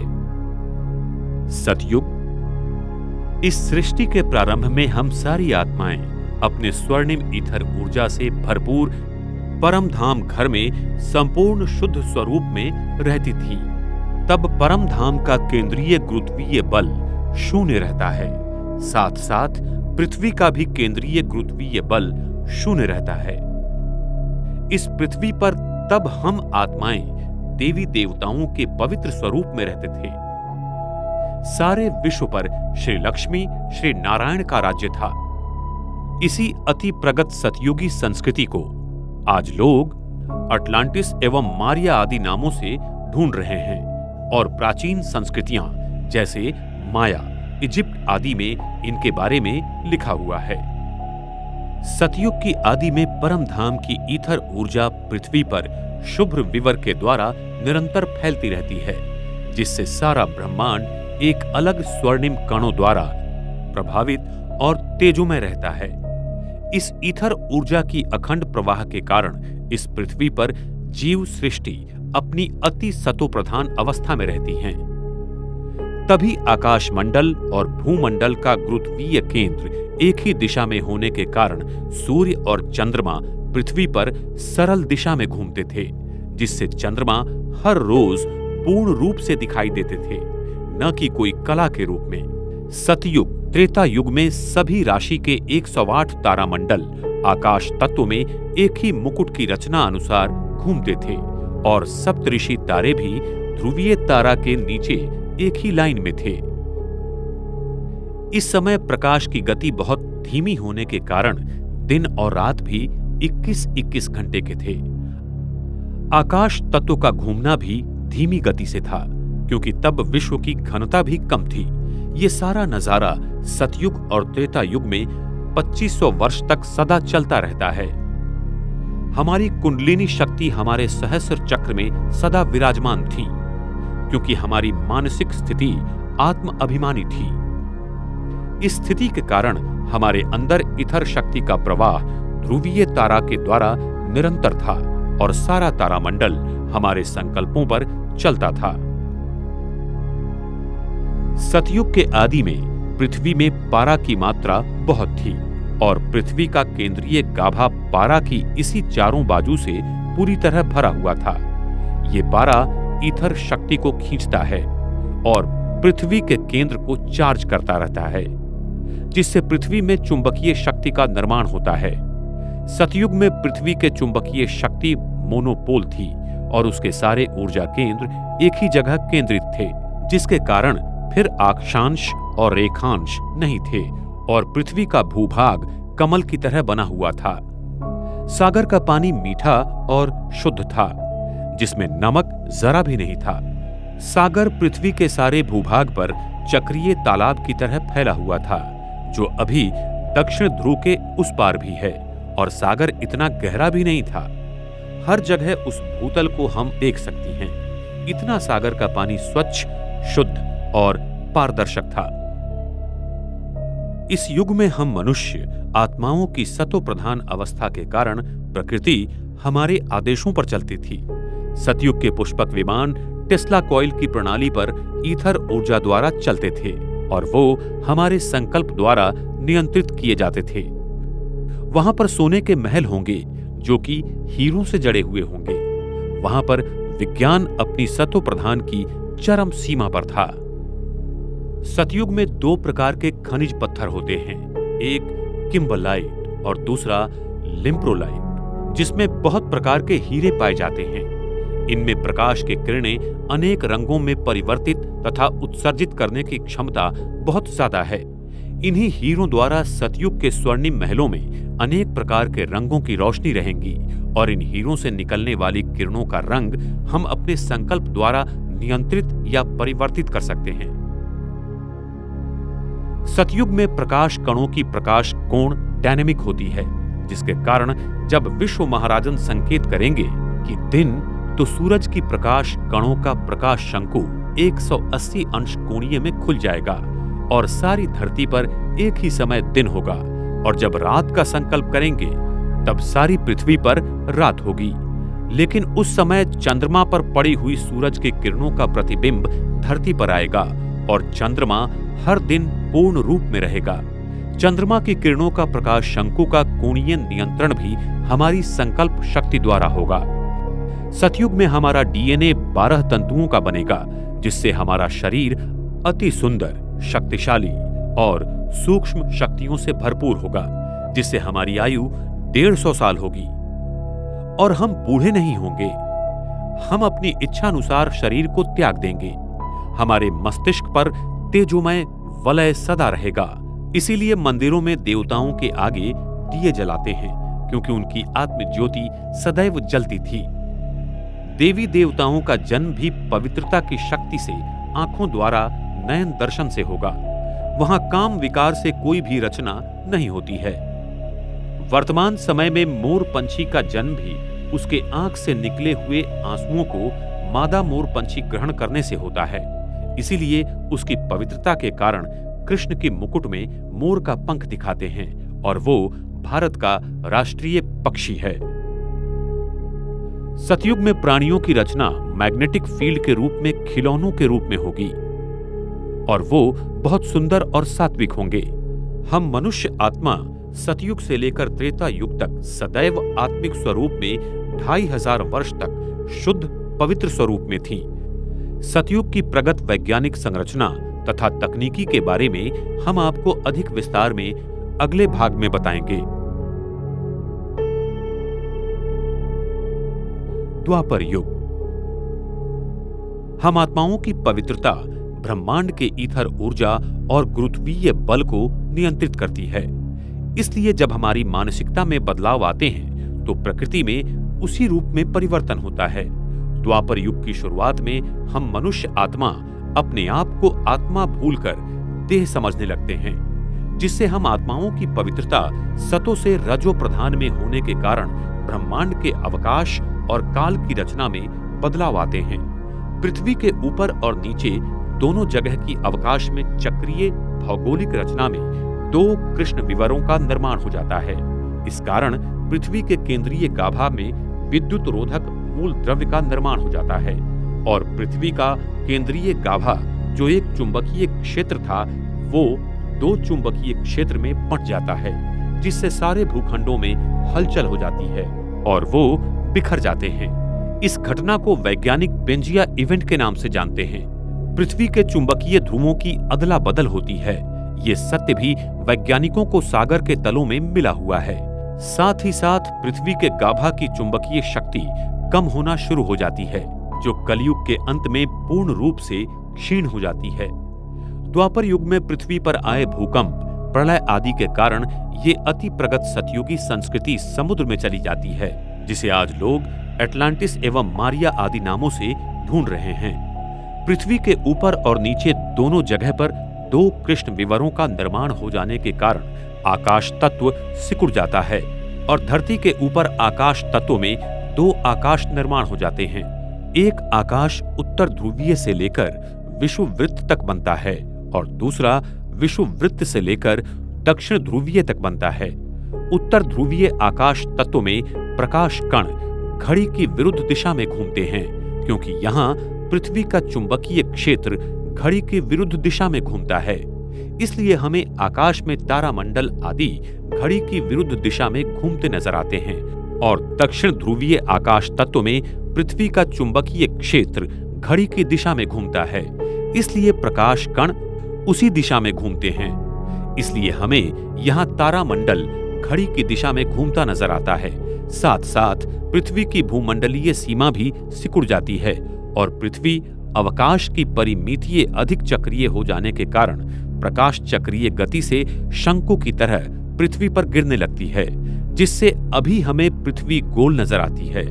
ये स्थिति ही वास्तविक रूप में ब्रह्मांड के गुरुत्वीय केंद्र को पृथ्वी के गुरुत्वीय केंद्र से 23.5 अंशों तक झुका देते हैं और द्वापर युग की शुरुआत में आकाश तत्व 70-80 अंशों में पृथ्वी की दिशा में घूम जाने से हो जाता है। पृथ्वी का विद्युत चुंबकीय क्षेत्र जो सतयुग में 100% था, वो द्वापर युग तक एक ही यूनिफाइड फील्ड था। वो टूटकर 2 भागों में बंट जाता है।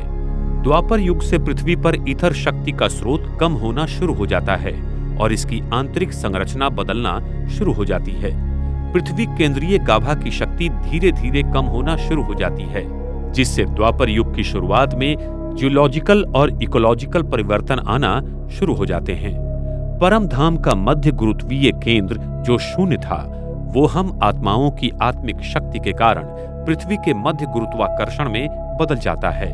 इस परिवर्तन को समानांतरित करने के लिए परमात्मा को सूक्ष्म लोक का निर्माण करना पड़ता है। उसी समय आकाश तत्व में शुभ्र विवर के नीचे कृष्ण विवर का निर्माण हो जाता है और इस सूक्ष्म लोक में परमात्मा स्वयं आकर बस जाते हैं।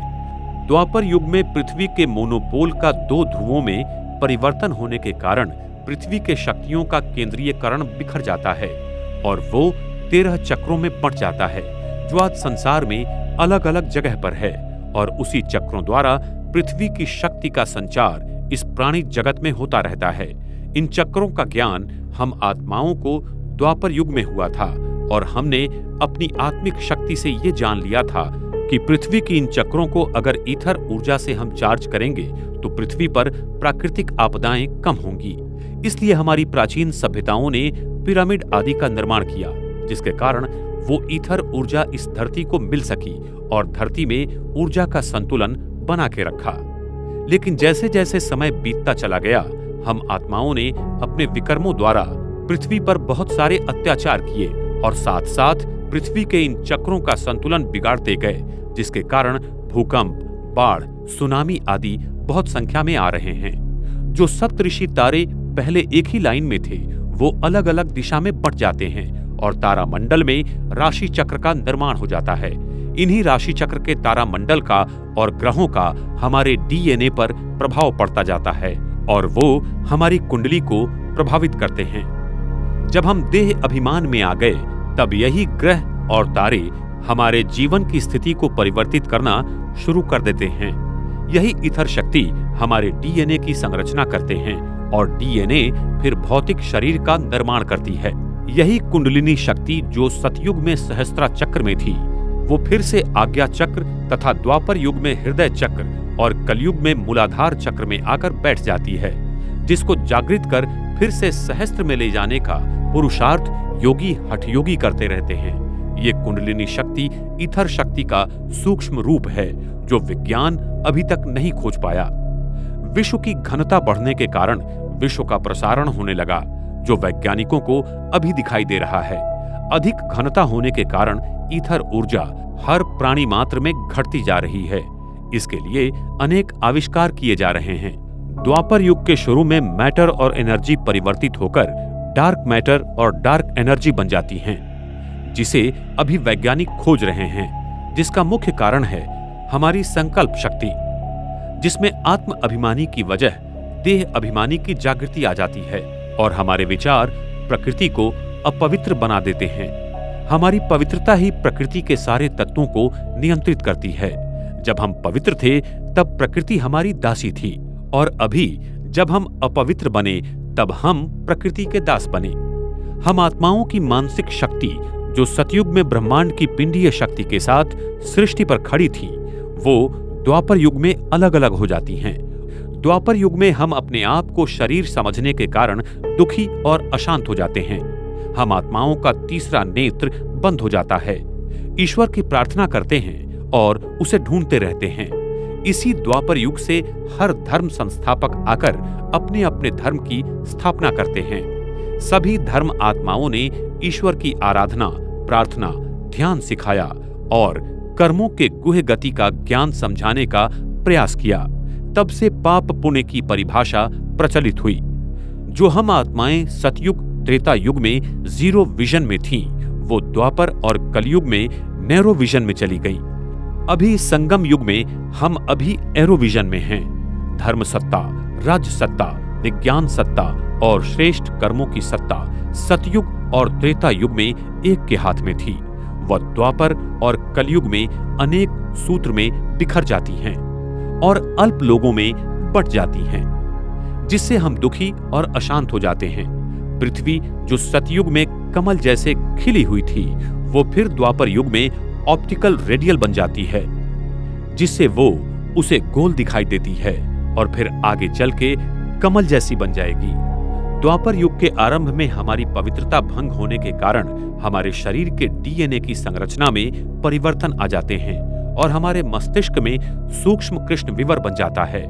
न्यूट्रॉन कणों के केंद्र में कृष्ण विवरों का निर्माण हो जाता है। हमारा डीएनए जो 100% पवित्र था और जिसमें ईथर शक्ति की अपने शरीर में सदा विद्यमान बनाने की यंत्रणा थी, वो समय अनुसार नष्ट हो जाती है और 10% ही जागृत रह जाती है और 90% बंद हो जाती है। इस 10% भाग में हमारे पूर्व जन्म के कर्म, संकल्प की रिकॉर्डिंग बंदिस्त हो जाती है और उसी की बदली संरचना के कारण जो डीएनए का 10% भाग होता है, उसका निर्माण होता है और उसके हिसाब से हमारे शरीर का निर्माण होता है।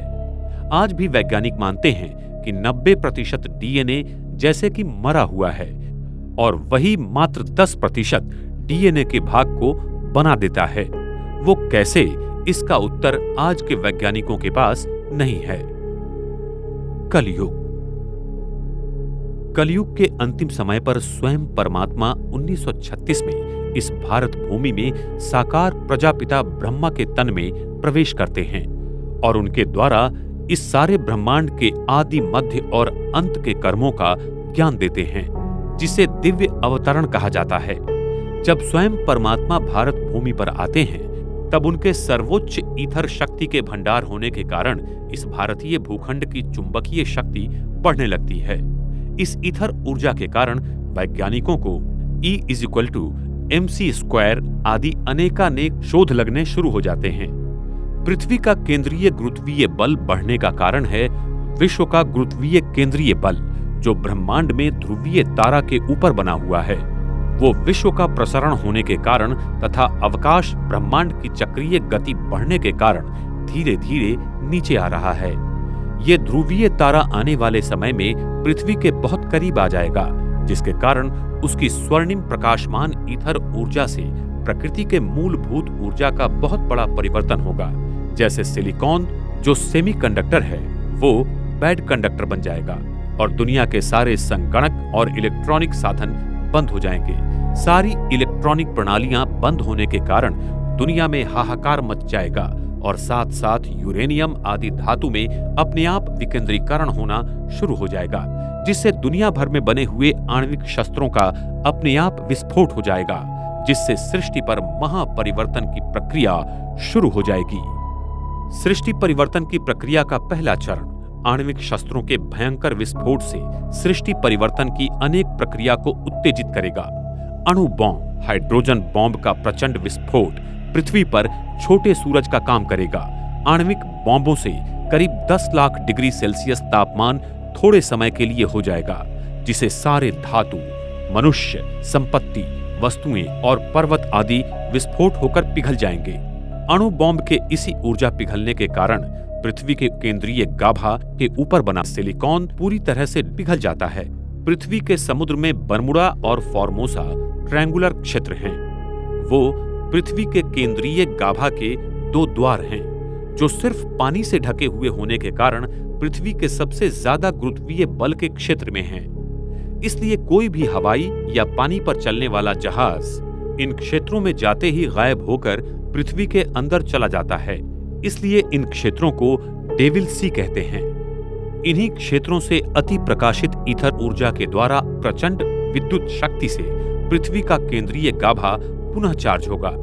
अंत में इस अति प्रकाशित ईथर ऊर्जा की शक्ति से पृथ्वी के चुंबकीय गाभा के बीच का विद्युत विरोधक द्रव्य पिघल जाता है, जिससे सारी पृथ्वी की चुंबकीय शक्ति में परिवर्तन आ जाएगा और यही परिवर्तन पृथ्वी के दोनों ध्रुवों को समाकर एक ही मोनोपोल में परिवर्तित कर देगा।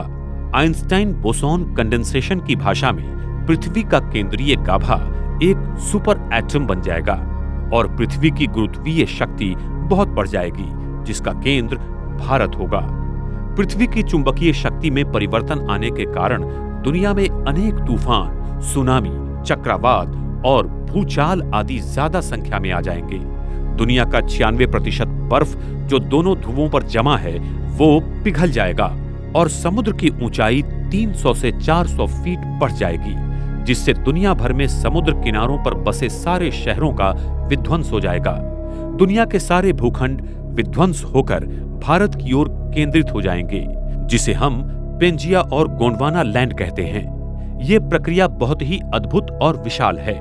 वैज्ञानिक जिन क्रियाओं को होने के लिए लाखों करोड़ों साल का समय लगता है, ऐसा मानते हैं कि वो क्रियाएं पलक झपकते ही कुछ ही समय में शुरू हो जाएंगी और इस पृथ्वी के ध्रुवों का केंद्रीयकरण होकर पृथ्वी पर बिखरे हुए सारे शक्तियों के चक्रों का ईथर शक्ति द्वारा एक ही मोनोपोल में केंद्रीयकरण हो जाएगा, जिसके द्वारा सारे पृथ्वी पर वो ईथर शक्ति सभी प्राणी मात्रा और प्रकृति की ऊर्जा में निरंतर प्रवाहित होती रहेगी। यही ईथर शक्ति ब्रह्मांड में सारे क्वांटम चेंजेस लाएगी, जिसके कारण मानो बिग बैंग जैसे परिस्थिति का निर्माण होगा, क्योंकि परमात्मा जो 10 मितीय विश्व में रहते हैं वो इसी सूक्ष्म ईथर शक्ति के द्वारा ब्रह्मांड और सृष्टि के हर कणों का विकेंद्रीकरण बाहर की दुनिया से करेंगे, जिससे थर्मोडायनामिक के दूसरे नियमों द्वारा सृष्टि की एंट्रोपी शून्य हो जाएगी। ब्रह्मांड के सारे भौतिक कणों का विकेंद्रीकरण की स्थिति बन जाती है, जिसका प्रतिबिंब उन्हें अभी के ब्रह्मांड के कणों में प्राप्त होता है, जिस कारण वो सोचते हैं कि ये सारे कण कभी एक समय एकत्रित थे और आज बिखर गए, जिससे आगे चलकर ये विद्यमान जगत बन गया।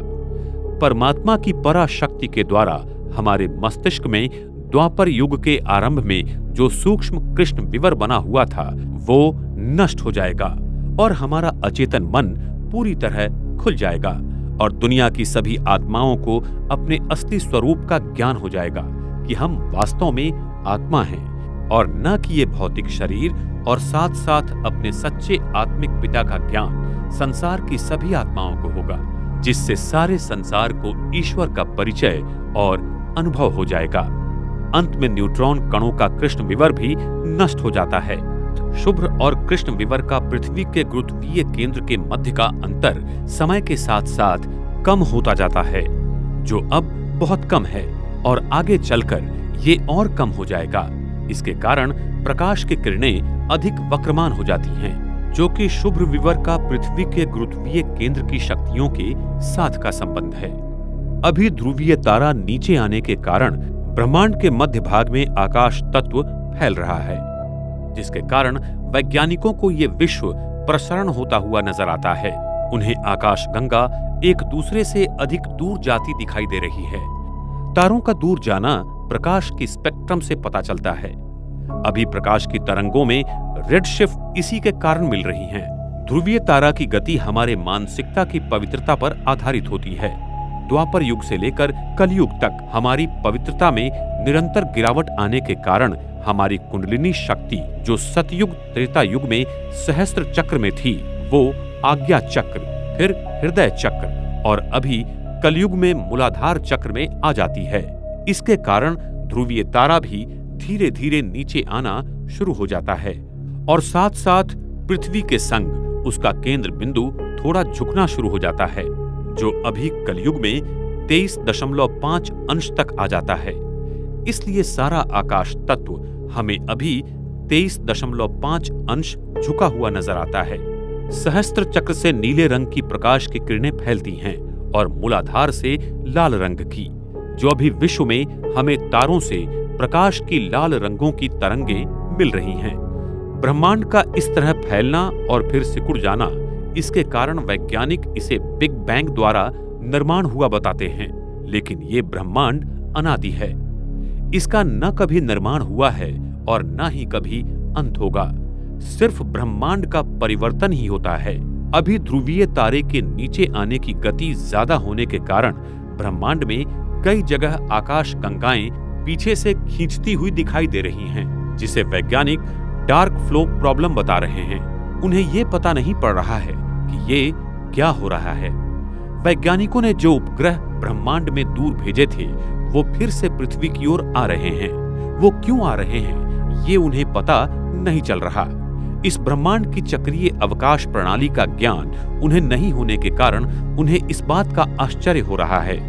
पृथ्वी का केंद्रीय गाभा पूरी तरह चार्ज होने के कारण पृथ्वी के ऊपर का आकाश तत्व भी बहुत चार्ज हो जाता है, जिससे सारा तारामंडल बहुत धीमी गति से घूमेगा और पृथ्वी पर दिन रात 21-21 घंटों के हो जाएंगे। वो फिर त्रेता युग में 18-18 घंटों के, द्वापर युग में 15-15 घंटों के और अभी कलयुग में 12-12 घंटों के हो जाते हैं। आने वाले समय में ध्रुवीय तारा जैसे जैसे पृथ्वी की तरफ और नजदीक आ जाएगा, जिससे तारामंडल और तेज गति से घूमना शुरू होगा, उसके कारण दिन रात 9-9 घंटों के हो जाएंगे और प्रकाश की गति भी 10 गुना बढ़ जाएगी। माना वो 30 लाख किलोमीटर प्रति सेकंड हो जाएगी।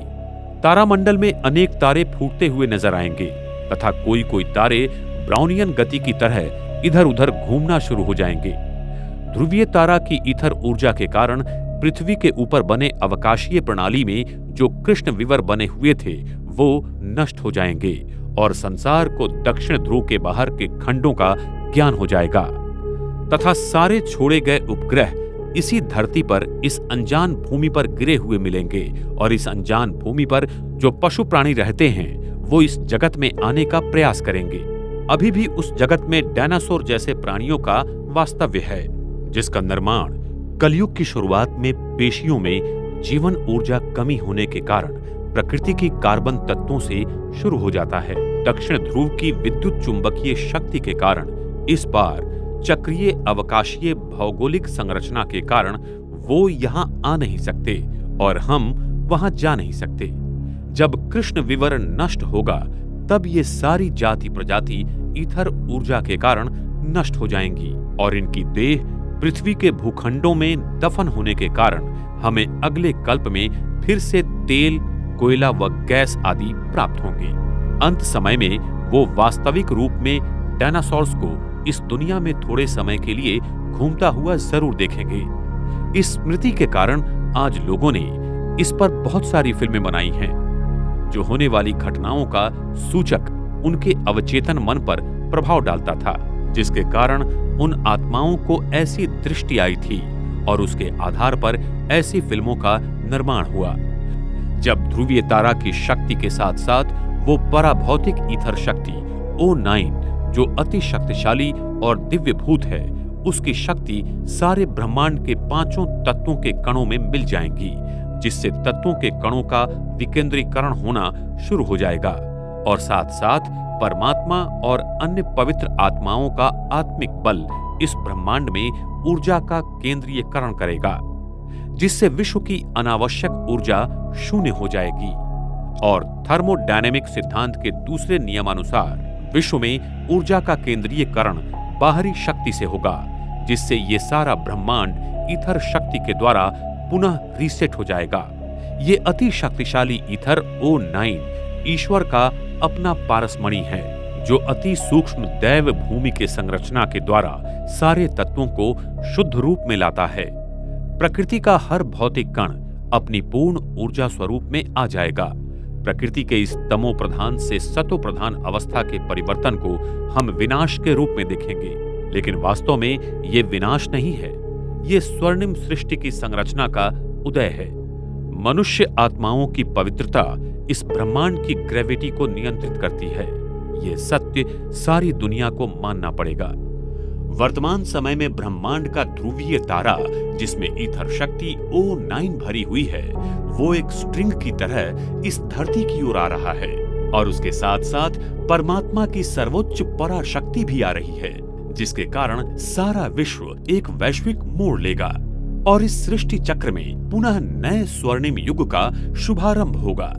ईथर शक्ति प्रकृति के पांचों तत्वों एवं प्राणी मात्राओं का और परमात्मा की पराशक्ति मनुष्य आत्माओं का संपूर्ण शुद्धिकरण कर उन्हें पूरी तरह से परिवर्तित कर देगी। इसलिए इन दोनों शक्तियों को लाने वाले ध्रुवीय तारा को परमात्मा का पारसमणि कहते हैं, जो सारे विश्व को संपूर्णतः परिवर्तन कर नए सतयुगी सृष्टि का निर्माण करता है।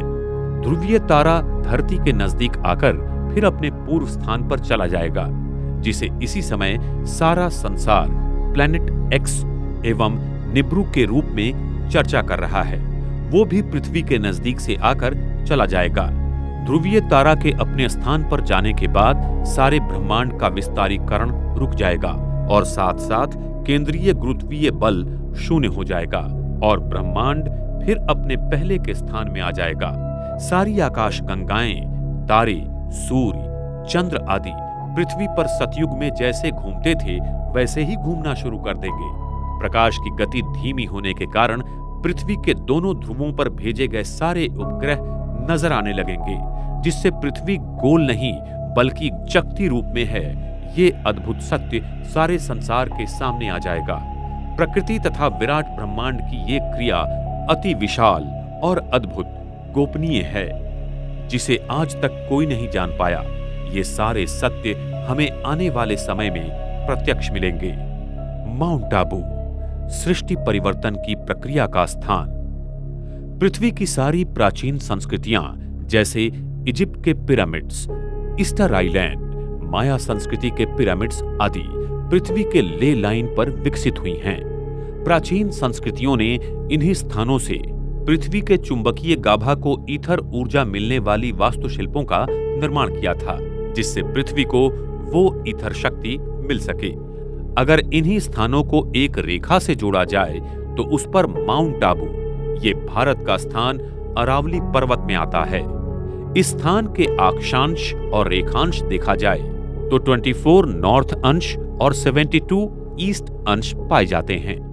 ध्रुवीय तारा का पृथ्वी के साथ का 23.5 अंशों का झुकना और आकाश तत्व पृथ्वी के साथ 72 अंशों में उठना इसी माउंट आबू स्थान पर मिल जाता है, जो पृथ्वी का अभी केंद्र बिंदु है।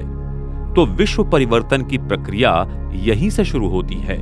जिस प्राचीन राजयोग को सीखने की चाहत सारा संसार करता है, उसी राजयोग को सिखाने के लिए स्वयं सर्वोच्च परमात्मा शिव इस माउंट आबू की धरा पर आकर सारे विश्व का परिवर्तन कर रहे हैं। प्रकृति की होने वाली विराट परिवर्तन क्रिया की घटना को हम विनाश के रूप में देखेंगे। उस समय धरती का गुरुत्वीय केंद्र आबू पर्वत के नीचे होगा, जहां पारा भारी मात्रा में है, और यही गुरुत्वीय केंद्र उस परम धाम के शुभ्र विवर के गुरुत्वीय केंद्र से सरल रेखा में जुड़ जाएगा और विश्व की समस्त आत्माओं को परमात्मा धर्मराज के रूप में फिर से शुद्ध बनाकर वापस घर ले जाएगा। परम धाम के शुभ्र विवर का द्वार हर 5000 वर्ष के बाद खुलता है। ये एक रिवर्स क्लिकिंग मैकेनिज्म है जो अति अद्भुत है। जिस समय शुभ विवर का द्वार खुल जाएगा, तब सारी आत्माएं आबू पर्वत के केंद्रीय गुरुत्वीय स्थान से परम धाम की ओर वापसी की यात्रा करेंगी। इस भारत भूमि पर फिर से सतयुग शुरू होगा और श्री कृष्ण श्री राधे की आत्माओं का जन्म होगा। सृष्टि की फिर से हूबहू पुनरावृत्ति होने लगेगी। ये सृष्टि हर 5000 वर्ष के बाद हूबहू घूमती रहती है। ये एक अद्भुत और अति गृह रहस्य सिर्फ परमात्मा हमें बता सकते हैं। इस भारत भूमि पर स्वयं परमात्मा का दिव्य अवतरण पिछले 78 साल से हो रहा है, जो कि एक बहुत अद्भुत और दिव्य घटना है। लेकिन वर्तमान समय में मानव अपने इंद्रियों और सुख साधनों में इतना खो गया है कि वो इस सत्य को बार बार ठुकरा देता है। अंत में वो आत्माएं जिन्होंने परमात्मा को पहचाना और उसके कहने पर अपना जीवन व्यतीत किया, उसे आने वाले स्वर्णिम सृष्टि में परमात्मा देवी देवताओं के स्वरूप में ईश्वरीय जीवन बहाल करेगा। वर्तमान समय में स्वयं सभी आत्माओं के पिता परमात्मा मनुष्य आत्माओं को आने वाली नई सृष्टि का उपहार देने आया हुआ है। इसलिए हरेक आत्मा अपना उपहार उस परम पिता परमात्मा से लेकर स्वयं को ईश्वरीय शक्ति से भरपूर करे, जिससे इस पृथ्वी पर आने वाली स्वर्णिम सृष्टि में वो जाने के लायक बन सके तथा ईश्वर के इस महान कार्य में सहयोगी बनकर आने वाली स्वर्णिम सृष्टि का निर्माता बनकर अपना भाग्य बनाए। एक ओर सारी मानव जाति उस ईश्वर को मंदिर, मस्जिद, गिरजाघर में ढूंढ रही है तथा दुनिया के सारे वैज्ञानिक संशोधन कर ब्रह्मांड के रहस्यों को जानने की कोशिश कर रहे हैं, तो दूसरी ओर स्वयं परमात्मा शिव अरावली पर्वत में स्थित माउंट आबू की सुंदर वादियों में नए स्वर्णिम सृष्टि की कलाकृति बना रहे हैं। ये सत्य आने वाले समय में सारे संसार के सामने उजागर हो जाएगा। हाल ही में दुनिया भर के निकोला टेस्ला के चाहने वाले इस बात को मान रहे हैं कि वो महान वैज्ञानिक निकोला टेस्ला दुनिया में फिर से आएगा, क्योंकि टेस्ला ने खुद जुलाई 17, 1930 में कहा था, अभी नहीं लेकिन भविष्य में उचित समय आने पर मैं कुछ ऐसी उद्घोषणा करूंगा जो कि आपने किसी परिकथा में भी नहीं सुनी होगी। अब वक्त आ गया है कि ये संसार उस महान निकोला टेस्ला के विज्ञान की झलक फिर से देखेगा। निकोला टेस्ला का अनंतता और अमरत्व का विज्ञान दुनिया के सामने आने वाले समय में होगा। आने वाली अद्भुत और दिव्य स्वर्णिम दुनिया के लिए विज्ञान और पराभौतिक शक्ति दोनों दिव्य कार्य करेंगे और इस विश्व में आध्यात्मिकता और विज्ञान का संगम होकर एक नए स्वर्णिम युग की शुरुआत होगी। हम दुनिया के सभी वैज्ञानिकों को इस महान कार्य के लिए निमंत्रित करते हैं। इस फिल्म को देखकर आपके मन में जो भी अभिप्राय और शंकाएं हैं, वो आप हमें जरूर लिखें।